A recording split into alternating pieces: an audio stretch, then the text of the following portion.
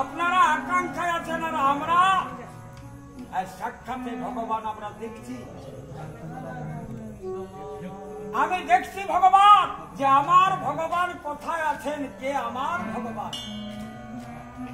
সাক্ষাৎ শ্রী শ্রী রামচরিত মানসে প্রমাণ দিয়েছেন, ভক্তে ভক্ত ভগবন্ত গুরু চতুর নাম বয়ে ইনা সবকে কিয় পদ বন্দন না সহিবে তাহলে ভক্ত ভগবান গুরু আর ভক্তি, এই যে নাম চারটি শোনা যাচ্ছে, কিন্তু অঙ্গ একটাই, বপু মানে শরীর একটাই। ভক্ত রূপে ভগবান, ভক্তি রূপে ভগবান। যার শরীরে ভক্তি বিরাজ করে ভগবান বিরাজ করে। যারা ভক্ত তারাই ভগবান। এই ভগবানের নাম শোনার কার আকাঙ্ক্ষা? সবাই এই ভগবানের নাম শোনার আকাঙ্ক্ষিত হয় না। এই জগতে দেখবেন যারা আসরিক ভাবাপন্ন মানুষ, যারা কোনোদিন ভগবানকে ভালোবাসে না, ভগবানের নাম ভালোবাসে না, বেদ ভালোবাসে না, সাধু ভালোবাসে না, নাম ভালোবাসে না। এগুলা কি? এগুলা কাল্পনিক জিনিস। কে কবে একটা রচনা করেছে এটা আমরা মানব? তারা কে বলে? যারা আসরিক ভাবাপন্ন মানুষ। সেই আসরিক ভাবাপন্ন মানুষেরা কোনোদিন ভগবানকে বিশ্বাস করে না, ভগবানকে মানে না, ভগবানের নামকে মানে না। মানে কে? যারা আপনাদের মতো তারাই ভগবানের নামকে ভালোবাসেন আর ভগবানের নামকে স্মরণ করেন।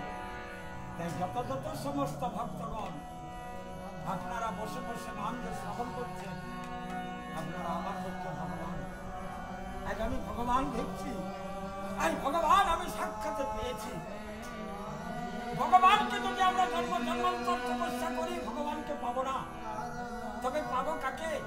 এই যে ভগবানের যারা ভক্ত, ভগবানের ভক্তকে যদি পাওয়া হয় তবে ভগবানকে পাওয়া হয়।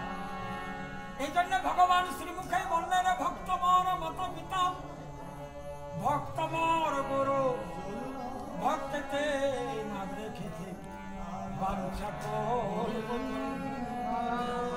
তার ভক্ত ভগবান। আর সেই ভক্তকে পেয়েছি সামনে, তার জন্য সেই ভক্তদের চরণে জানায় অসংখ্য ভুলণ্ঠিত ধন্যবাদ।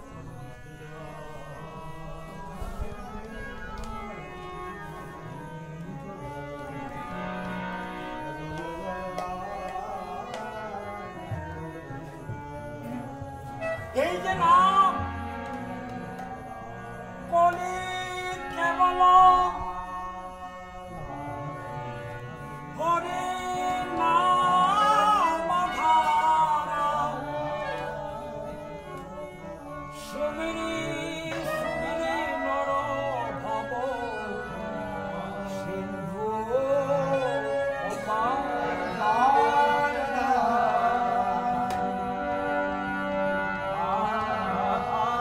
এই কলিযুগে একমাত্র নামে আধার বাবা। নামকে কোনোদিন অবহেলা করবেন না। আমরা বিভিন্ন জায়গা যাই, বড় বড় মহাত্মাদের কাছে প্রবচন শ্রবণ করা কি বাবা? প্রবচনের মাধ্যমে আমরা কি পাই? সর্বসার বস্তুটা কি পাই? মহাজনগণ কি সিদ্ধান্ত দেখান? সমস্ত প্রবচন করার পরে একটা সিদ্ধান্ত চূড়ান্ত দেন। কি চূড়ান্ত? নাম ভজ, নাম চিন্তন করো সাই, অনন্ত কৃষ্ণের নাম মহিমায় পাঠ। এই নামটাকেই ধ্রুব দৃঢ় বিশ্বাস করে একমাত্র নামকে বলে। তপ জপ দান যজ্ঞ পূজা অর্চন যা কিছু করুন, হরিনাম যদি না ব্রত হয় না, পূজা হয় না, একমাত্র নামে সর্বশ্রেষ্ঠ সার। এই জন্য যারা চতুর পণ্ডিত, যারা বুদ্ধিমান, যখন দেবী দেবতার পূজা করে, পূজার শেষে কি করে? হরে কৃষ্ণ কৃষ্ণ কৃষ্ণ হরে হরে, হরে রাম রাম রাম হরে। এই মন্ত্রটা, এইটি হচ্ছে মহামন্ত্র। মন্ত্র আছে অনেক, কিন্তু মহামন্ত্র উপাধি কারণ। অন্যান্য মন্ত্রগুলাকে বলা হয় কি মহামন্ত্র? বলা হয় না। একমাত্র এই মহামন্ত্র নাম, এই যে স্বরনাম যে 32 অক্ষর, এটি হলো মহামন্ত্র নাম। এই মন্ত্রটাকে যদি আমরা সিদ্ধ করতে পারি, আর কোন মন্ত্রের প্রয়োজন করে না। এই জন্যে আমাদের পৃথিবীতে এই 4টি জিনিসকে পবিত্র করে রেখেছে: গীতা, গঙ্গা আর গায়ত্রী।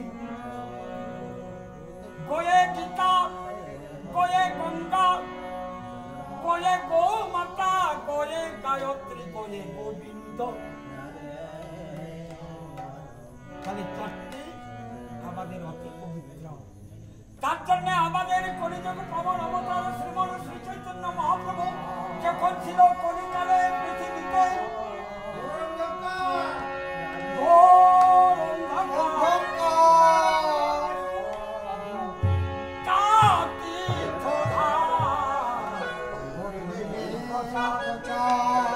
এই 4টি থাপড় দিয়ে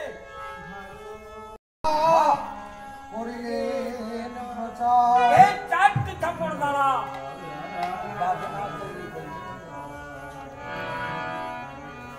তবে আগে গান, তারপরে বাজনা। গানের ভাষাটা কি? গান বলা হলো কেন? গান, গান শব্দের সিদ্ধান্ত দিলেন, সমাধান দিলেন কোন বাদ নাই। বাদ মানে হিংসা, কপটতা, ছল, চতুরতা, এগুলো হচ্ছে বাদ। তো যারা কৃষ্ণ প্রেমের প্রেমিক, তাদের অন্তর সরল, কোন বাদ নাই। তার জন্য বললেন বাজনা বাজনা,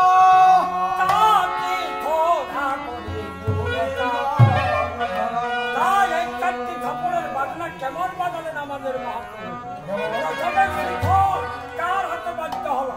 কে বাজালেন? বাজনাটা বাজল কার হাতে? দেখবে যেদিন আমরা গন্ধ অধিবাস পদাবলী পাঠ করি, সেই গন্ধ অধিবাসের পদাবলীতে লেখা আছে, গোবিন্দ মৃদঙ্গ লইয়া বাজাই তাতার ছয়া ছয়া করতালে অদ্বৈত চপল। করতালে অংশগ্রহণ করেছিলেন অদ্বৈত মহাপ্রভু। ওনার খুব তীক্ষ্ণ প্রেম ছিল। করতালে উনি খুব প্রসিদ্ধ। আর বায়েলকে ছিলেন গোবিন্দ দাস, তিনি বাজনা বাজাতেন। আর মহাপ্রভু কি করতেন? নাচে গড়া কীর্তন মণ্ডলে। তাহলে মহাপ্রভু নিত্যই বিভোর হতো। আর গোবিন্দ বাজাতেন কেমন বাজনাগুলো বাজাতেন? এই 4 কলার বাজনা প্রথমে তিনি শুরু করেছিলেন। কেমন?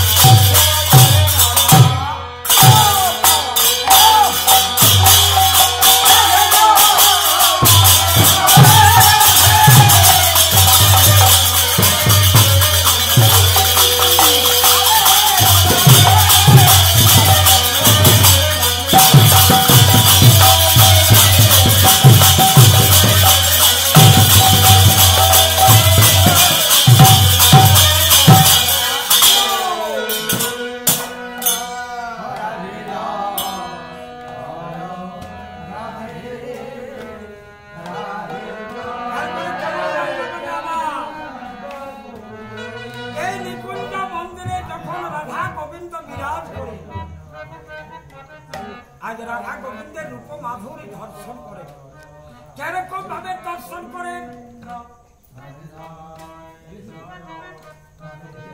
কে কাছে কি তারপর যখন প্রথম বিস্তার করে তখন প্রথম বলা হয় তাই ময়ূরে যখন প্রথম বিস্তার করে নৃত্য করে তখন নৃত্য করে যখন কোহ কোহ কোকিলা করে কোহ কোরবে যখন কোকিলা গান করছেন সেই সময় ময়ূর নৃত্য করছে তখন মকর ধরবে হরি কুণ্ডরে শ্রী রাধা মাধব